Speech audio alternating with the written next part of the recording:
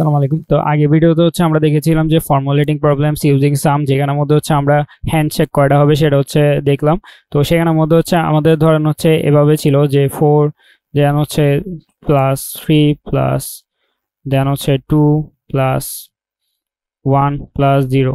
তো এটাকে যদি আমরা হচ্ছে এভাবেও লিখি যে জিরোটা না কাউন্ট না করে যে 1 প্লাস 2 প্লাস 3 দেন হচ্ছে প্লাস ধরেন হচ্ছে 4, তাহলে এভাবে যদি লিখি এটাকেও যদি আমরা হচ্ছে সামেশন আকারে প্রকাশ করি তাহলে কিরকম হবে যে i ইকুয়াল টু সরি, তো আমাদের এখানে হবে হচ্ছে i ইকুয়াল টু 1 অ্যান্ড এখানে হবে আমাদের কত পর্যন্ত 4 পর্যন্ত অ্যান্ড এখানে হবে i। তাহলে এটা যদি করি তাহলে হচ্ছে আমাদের এখানে 1 থেকে 4 এর যে সামেশনটা সেটার জন্য হচ্ছে আমাদের এই যে ফর্মুলা এটা, বাট হচ্ছে আমাদের এখানে আমরা হচ্ছে একটা ক্লোজ ফর্ম বের করতে পারি যে প্রত্যেকটা সাম এভাবে হচ্ছে বের না করে আমরা হচ্ছে একটা জেনারেল যে ফর্মুলা সেটা বের করতে পারি ক্লোজ ফর্মের মাধ্যমে।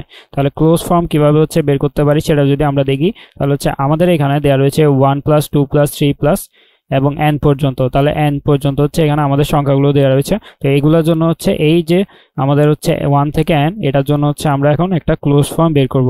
তাহলে ক্লোজ ফর্ম বের করার জন্য আমাদের এখানে প্রথমে আমরা কি করলাম যে s ইকুয়াল টু লিখলাম যে 1 প্লাস 2 প্লাস 3 প্লাস আমাদের হচ্ছে n এর আগে যে ভ্যালুটা সেটা হবে কি n মাইনাস 1।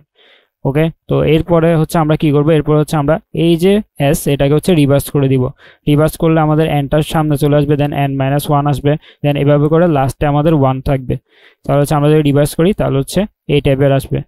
তাহলে এখন হচ্ছে আমরা এই যে দুইটা s পেলাম এই দুইটাকে হচ্ছে আমরা কি করব যোগ করে দিব, প্রত্যেকটা ধাপ হচ্ছে আমরা যোগ করব। তাহলে এটার সাথে এটা করলে হচ্ছে কত হবে 1 প্লাস n অথবা n প্লাস 1, দেন এটার সাথে যদি আমরা এটাকে করি তাহলে হচ্ছে আমাদের কত হবে n প্লাস 1ই হবে।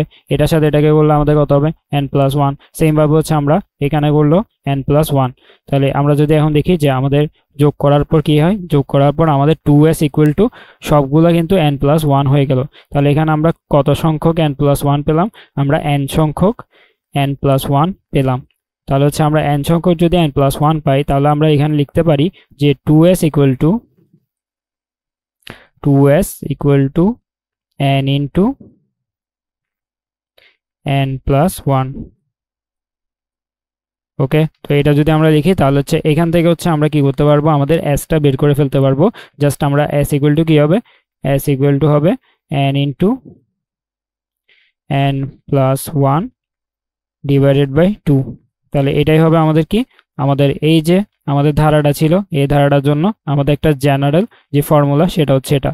তাহলে আমরা হচ্ছে এখানে জাস্ট 1 থেকে 4 পর্যন্ত যেটা সেটা দেখলাম, বাট এখানে হচ্ছে আমাদের এটা দিয়ে আমরা আমাদের যে যতগুলো সংখ্যায় দেখ না কেন আমাদের এখানে কিন্তু এটা দিয়ে বের করে ফেলতে পারবো। তাহলে এটাই হচ্ছে আমাদের মূলত ক্লোজ ফর্ম অফ সামস।